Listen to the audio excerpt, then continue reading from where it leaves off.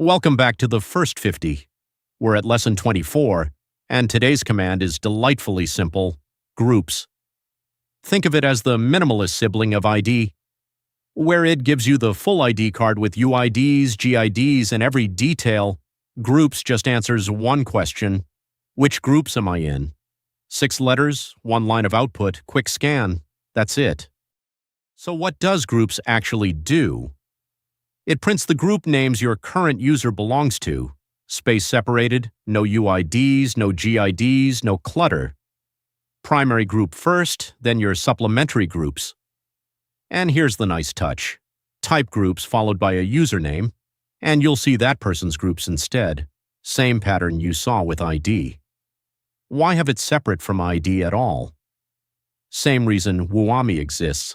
Focused tools beat verbose ones when you only need one piece of info. Time for the hands-on part. Just type groups, no flags, no arguments, and hit enter. You'll see something like learner, sudo, docker. 3 names, space separated. The first one, learner, is your primary group. The rest are supplementary. And if you run ID with the $G flag, you get the exact same output. So groups really is just the cleaner, dedicated alias for that specific question. Now here's where groups really earns its keep. Pass a username as an argument, and you'll see that person's groups instead of your own. Look at the comparison. Sarah comes back with sudo, docker, and www data. She can run admin commands, manage containers, edit web files. Tom, just users. Suddenly the question, why can Sarah do this but Tom can't, answers itself.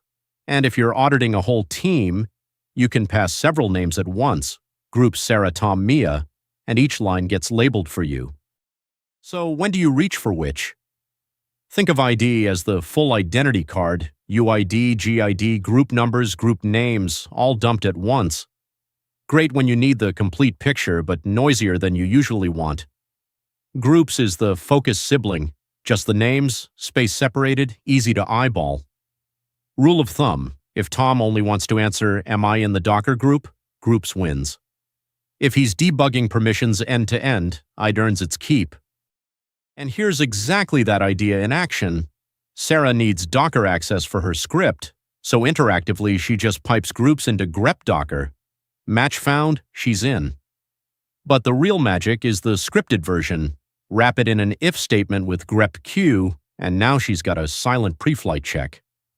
If Docker's missing from her groups, the script fails fast with a clear error.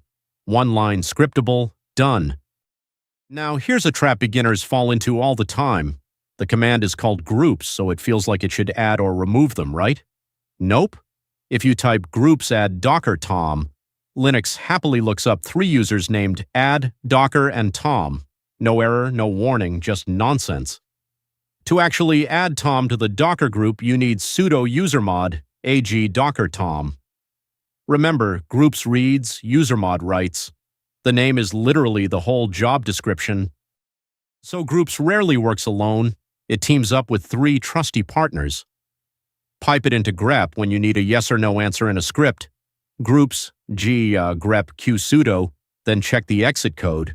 Reach for ID when you need the full picture with UIDs and GIDs attached. And when something's missing, usermod with sudo adds it, then groups confirms the change landed. List, ask, expand, add. That's the rhythm. Time to put it to work, and I promise this'll take you about a minute. First, just type groups on its own and read off your list. The first name is your primary group. Second, pipe it into grep sudo to see if you've got admin rights. Tom's classic question, answered in seconds. Third, try groups root to peek at another user. 3 commands, 3 different angles on the same tiny tool. And that's groups, clean, focused, and exactly what Tom needed. Together with ID and WUAMI, you've got the full read-only picture of identity on Linux. Next up is lesson 25, pass what do you do, your first mutating command in this stage, and the finale of stage 5. Read-only is done. It's time to start changing things. See you there.